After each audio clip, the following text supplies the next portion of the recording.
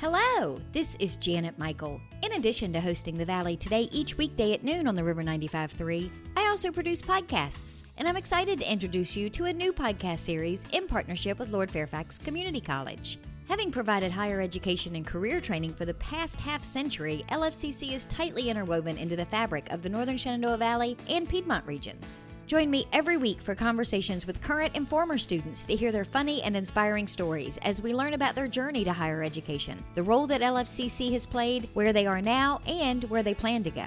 We'll also talk to current and former professors about their experiences and best memories of LFCC over the past 50 years. Get every single episode as they're released on our website at theriver953.com under the podcast tab, or you can subscribe for free in Apple Podcast, Google Podcast, on Spotify, Amazon Music, wherever you listen to podcasts. Just search for LFCC Stories.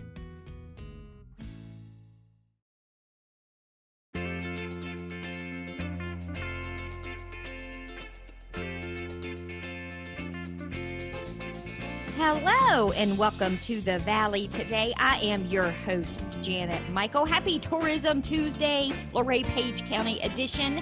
As you are listening to the show, we, however, have pre-recorded our conversation as usual over the Zoom screen. Edie is back on the computer with me today for the Luray Page issue of Tourism Tuesday. And we've got somebody who is getting to be an old timer at this show. Jessica Turner is here with us. She is the owner of Escape to 11 in Luray. And Jessica, I think it's fantastic that not only are you here, but we've kind of been with you through your whole process, because the first time you did the show, you hadn't opened yet. Then we did a show shortly after you opened. And now we're going to talk about how you're managing in the middle of a pandemic. So we're hitting all of your life stages here. It's great to be back with you guys. Tell me about Escape to 11. What is it and where is it? Escape to 11 is an escape room. It is the second indoor attraction in Luray after the cave. I have 3 separate rooms with 3 different themes. Each room has a different level of difficulty, and I can host groups. One of my rooms can host 10. The other can hold a party of 8, and then my one room is just a party of 5. But the least I can do is 2 people at a time. We focus on, of course, entertaining people, having people communicate, and that's what escape rooms are about, communication and getting people to interact with each other. Cell phones are locked away. They're not permitted in the rooms. So no Google. You can't Google something if you need an answer. No recording devices, no cell phones or Apple Watches, because you can record with those. And so they get locked away, and people, it's fun which I'm watching them through a camera, and I can hear everything they say, and I can see them communicating and asking each other questions and see the excitement after they find a clue and they go to the next step. And it's fantastic. I love making people happy. Where is the escape room located? I'm in Luray in the Food Line Tractor Supply Plaza. I'm right beside Anthony's Italian Restaurant on 211 West. So that's perfect for a date night. You can come grab a pizza, have dinner at Anthony's, and then come do the escape room for a couple hours and find out just how smart your partner is, or not, such as the case may be. Exactly. Yes, exactly. It's great for date night. We've had bachelor parties there. I've had bachelorettes, birthday parties. I mean, whatever people can be together in a small group, they can come out. So what happened to you in March when everything shut down and COVID hit? Have you been closed this whole time? I was shut down from March through July. I opened back up July 4th, and business had been very good since. I'm holding steady. So what do you have to do from a COVID perspective? I mean, I guess it's a perk because most of the people that are coming in their groups know each other, and it's not a bunch of strangers getting together.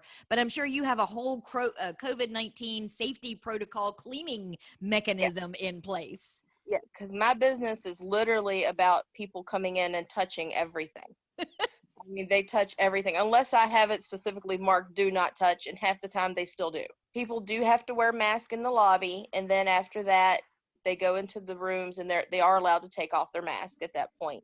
After their hour and they leave, I have to go in and sanitize everything. So my reset time it takes a lot longer to reset the rooms than it used to, for sure. And that makes sense because before all you had to do was kind of go in and do a sweep to make sure everything was where it was supposed to be, reset any clues that need to be done. And maybe you're looking at 30 minutes or something along those lines. And now I'm sure it takes you a little bit longer than that to get everything sanitized. Yeah, like with my library, it's a library, so there's books. Well, it's very hard to sanitize books when people pick them up and flip through them. So I had to tape all the inside of the books together so that way they can just open the fronts and the backs covers to certain ones. But yeah, so I had to take extra measures to make things more secure. Anything that can be laminate it, things like that, so it's easier for wipe off. Having been to your place and I've seen all three of the rooms, you really yourself had to kind of put yourself in a position of being in a room like that and figuring out, okay, what can I do? Like taping the insides of the books together. You had to kind of retool your mindset just to be able to continue to operate. Yeah, some of our puzzles had to be rethought, that actually had to use books to figure out something else just for sanitizing reasons. So we had to rethink certain clues and puzzles to be able to make it COVID friendly. So when you reopened in July, what were you hearing from a lot of your first visitors? Were you hearing that they were excited? Were they a little concerned? I mean, what was the general idea when they walked in the door? A little sketchy. They'll come in and they'll ask questions. First, they'll ask, "Do we have to wear the mask in the room?" And I said, "No, you're more than welcome to take them off if you wish." And I've had some people ask, "Are the rooms carefully sanitized?" you know, to the best of my knowledge, I'm there more than any of the others, and absolutely everything is wiped off the best that we can absolutely do. I can't guarantee 100% perfection, but who can? You're right. But there definitely is a sense of caution with the good chunk of people, but they're so happy to be able to be out and come in. Now I'm only running at half capacity, where I was running 2 rooms at 30-minute intervals. Like one would start at 4, one would start at 4:30. Now I'm only running one group an hour. Oh, wow. Yeah, and there's a half an hour reset time in between. So say if I have a room at 3, the group's over at 4. I don't run another group until 4:30 because I use that half an hour to sanitize. And do the groups themselves choose which room they want to do, or do they draw it out of a hat? Do you tell them which room they can use? No, How does that work? no, it's absolutely, that's more based on the group size. If they have a group of 6 or more, then they have the option of the library or containment protocol. But if it's, if it's less than 5, they can choose which room. Most of the time, the majority of people book online, which is great, or they'll call and ask to make reservation via phone, or I'll just tell them, I'll put your time in and you can just pick when you get here. So, how many people do you think you've had that have come back 3 different times to do all 3 rooms? Do you have a lot of people that once they do the first one, they want to come and do the other 2 as well? Yes. Yeah, I've had several groups within the last 2 weeks that have came in and they just reserved, boom, boom, boom, all 3 in a row. Oh, I didn't even think about that. hmm That makes sense. And then you can just do one full sweep of cleaning and it's the same hmm group while they're in the next room. You can be cleaning the room they just came out of. Yeah, that works. That can happen for sure. Or I'll just wait till they get done all 3 and then just do all 3 rooms. But because they don't want to wait for that reset time in between. So they'll just hop from room to room. I've had people come that are escape room enthusiasts. There's a group on Facebook that I follow, and I've had people that's been to 50 or more. And it's great, and then we get marked on their list of, hey, I've been to this one. And there is such a sense of competitiveness between those people, because I have 3 plaques on my back wall that have the winning times, the top time, and they always want to try to beat that. And I've met so many amazing people. I had one girl that was from Cambodia. She Wow. moved, yeah, from to California, and then they were over here vacationing from California. I had a couple from Ukraine a couple weeks ago. I'm getting people, coming in from all over the place, and just it's incredible Do use they the know atmosphere. what the escape room was? Did they have them in their home country, or was this something they had never heard of before and they were brand new to it? No, they definitely over in that area, especially like Italy and things. The escape rooms are very prominent everywhere. Let's take a quick break. When we come back, without giving away too much, can you kind of paint a picture for me of the three rooms and what people can expect when they come in to Escape 211? Absolutely. Okay, we're going to do all that. And Edie, I understand you have been through these rooms. I want to hear about your experience when we come back too. Oh, okay. We're going to take a quick break. When we come back, we're going to continue our conversation. We are chatting today with Jessica Turner from Escape 211. It is the Luray Page County edition of Tourism Tuesday. So Edie is also on the Zoom screen with us. I am Janet Michael. You are listening to The Valley today, and we'll be back in just a couple of minutes. Do you know anyone who is struggling with financial hardships because of coronavirus? Our new webinar called Coping with the Money Crunch can help. We'll talk about immediate options to consider, revising or creating a spending plan, and lots of community resources. Then we'll cover how to narrow your priorities, contact creditors, and avoid scams and risky loans. The webinar is free, and you can either join by phone or through Zoom on a smartphone, tablet, or computer. You can find out more by visiting the Northern Shenandoah Valley Financial Education Program on Facebook or calling Karen Poff at 540-635-4549. Let me show you how to make your own plan or help someone you care about get through the crisis. Call 635-4549 or visit at NSV Financial Education on Facebook today.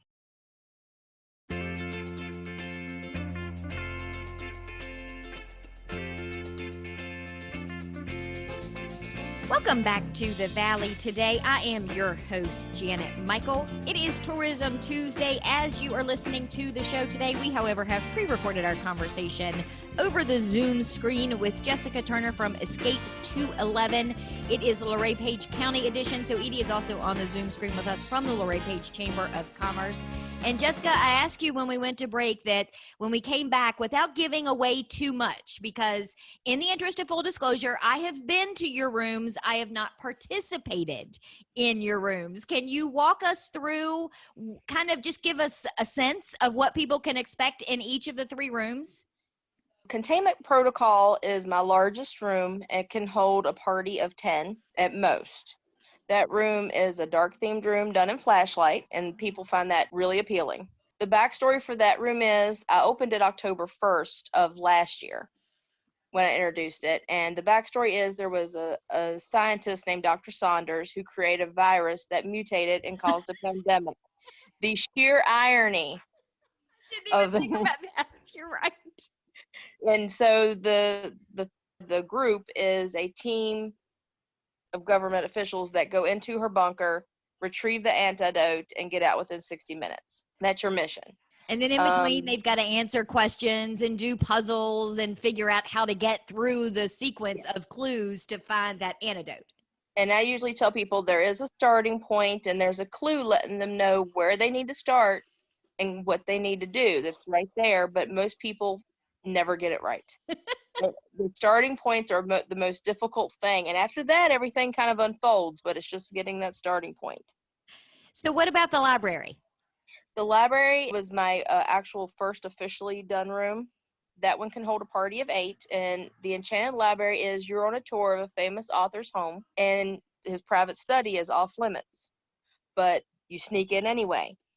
So the group needs to figure out how to get out because the door gets locked behind them within 60 minutes before security comes. That was one of my favorite ones, especially the private study, but I'm not going to say anything else. And then the other one is the smallest room, and it has a theme to it that kind of goes with the area, right? Yeah, that one is the Missing Ranger, and that one, it is the smallest room, but is the most difficult room, and it has so much to it. That room has double the puzzles and double the locks of the other 2 rooms. The backstory for that is there was a park ranger that went missing, and you and your team of detectives hired by the family to find out what happened to him. And you have 60 minutes till the next ranger comes on duty and takes over his station, and then all your evidence will be gone. So it's important you find out what happened to the missing ranger. So you were telling Edie and I during the break that you are about to change the theme of one of these rooms. You said a second ago that the contamination room you started on October 1st. So how often do you change these rooms? Do you keep them around for a while? The ideal plan was to change each room out, let each room have a 1-year run. But with COVID, I had to shut down, and I have to be able to make so much to be able to afford to change out the rooms. So I've actually reached a point now where I'm able to change out at least one of the rooms, and then the other two will follow suit eventually. But I'm going to run containment through the end of October, and then I'll start working on introducing a new room. I think containment's the one you should keep given our current circumstances, quite frankly. Everybody says when they line up and they get ready to go in to infiltrate the bunker, they blame it on Dr. Saunders. She released COVID. You talk about how each room has to kind of make enough money for you to justify changing that room out. Because I've been there and seen what these rooms are, I mean, they are real life rooms. You're buying things, you're collecting things to make these themes work in these rooms.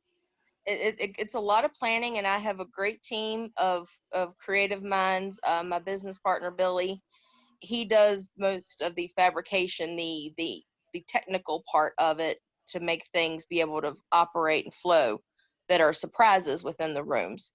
And then my employees and all, we get together, we have brainstorm meetings, and everybody can contribute because everybody has such different thought process and different way of thinking about things and bringing ideas to the table to make them function and flow and elements of surprise here and there. Are any of the three rooms more difficult to complete in the 60 minutes than the other, or are they all pretty even from a completion perspective? Definitely the Ranger has the lowest success rate. The library, I usually tell people, is a good starter room. If you've never done one, that's a good room to start in. And then containment's kind of it's my in-between room as far as difficulty. It has less puzzles than the library, but they're a little more difficult. So, Edie, which room did you guys do as a chamber group when you went over to Escape to 11? We did the library, and it was a lot of fun. It was difficult. There were some puzzles that the group had some issues with, but it was a lot of fun. I would do it again, especially if you make a Christmas themed room.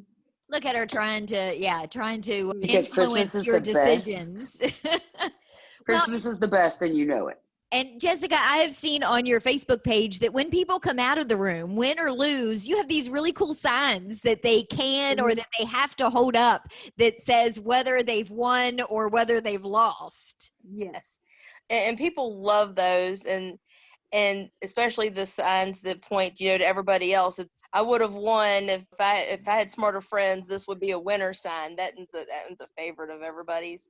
Or I would have won if it wasn't for these idiots. And I have arrows pointing at everybody else but them. Yeah, they like to blame the other people for the failures, for not completing the rooms. And then my winner signs, and people, they let that. I mean, they don't have to. That's an option if they want to hold them. They don't have to. But most people love, getting that picture taken at the end. It's something they look forward to. So what are your hours? When are you open? I am open Wednesday through Sunday. Right now, my hours are 1 to 9 p.m. The last booking would need to be reserved at 9. And then, of course, they would get their hour and be open till 10.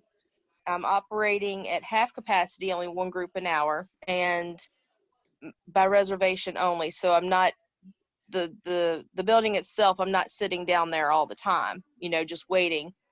I have a sign on the door, and it only takes me, 12 minutes to get there. So most people, I have had people call, 15 minutes, before a room and be like, well, are you open? I'm like, I can be, I'll be there, They come to your place first, realize that nobody's there. They call you to open and then go grab a pizza next door and wait for you to get there and get set up.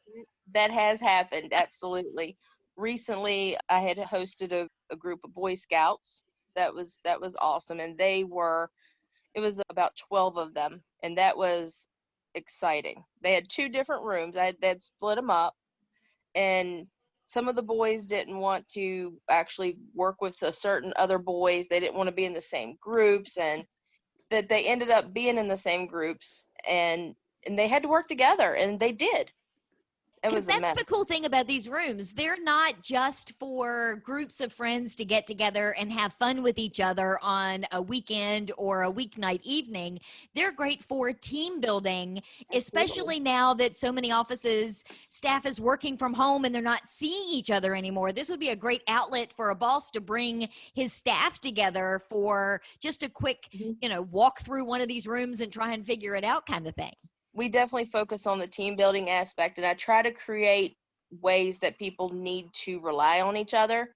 Like for containment, even though it's a flashlight room, I always have at least one person without a flashlight. That way they have to depend on somebody else.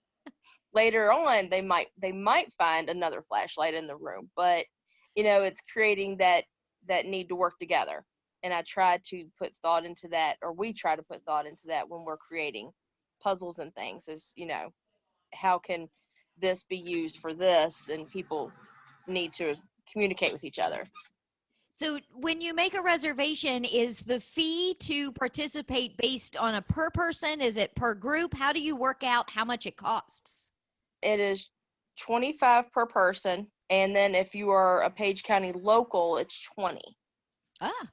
It's $20 for my locals. And then I do offer veteran discounts, first responder discounts, especially during, this whole pandemic. And you mentioned at the top of the show that you're doing your reservations online. So where can people go on the web to make their reservations? At escape211.com. All 3 rooms are listed with a little synopsis, and it's a very easy, just you go in and click how many people's in your group, and it'll walk you through the process. And then where are you located one more time? I am in 211 West Business, in the Food Line Tractor Supply Shopping Plaza right beside Anthony's. Awesome. So, Edie, are you planning a return trip over there to do a different room anytime soon? Not anytime soon because I'm busy all the time. But because you're going on vacation. We talked about that last week. Okay, well, that too, but I'm also busy all the time, Janet. Very busy. But no, I mean, I would love to go do another room. It was a ton of fun. I can't do any of them now that I've gotten the behind the scenes view. So I just have to wait for her to put in a new theme. Well, when she puts in her Christmas theme, we can do it together. You are pushing hard for a Christmas. Since you're so busy, what are you busy with? Are you busy with chamber stuff? What's going on with the chamber? Yeah, so, we have started up our in-person events again. We're still doing some events online, like our coffee and conversation every week. If somebody wants to get a list of what's going on with the chamber, where's the best place for them to go? So we promote all events, member information, stuff like that on our Facebook page. It's facebook.com/Luray Page County Chamber of Commerce. We also have Visit Luray Page County, which is facebook.com/Visit Luray Page. But we also have on our chamber website a community calendar where we keep events for the chamber for our members, as well as other events from community members. Awesome. All right. Well, and escape211.com is the place for them to go to make their reservations, Jessica? Yes. All right. Well, we are going to wrap up our conversation today for Tourism Tuesday. We have been chatting with Jessica Turner from Escape 211, along with Edie from Luray Page Chamber of Commerce. I will be back tomorrow. I'll have a brand new episode of The Valley Today ready to go for you just a few minutes after noon. Meet me back here then.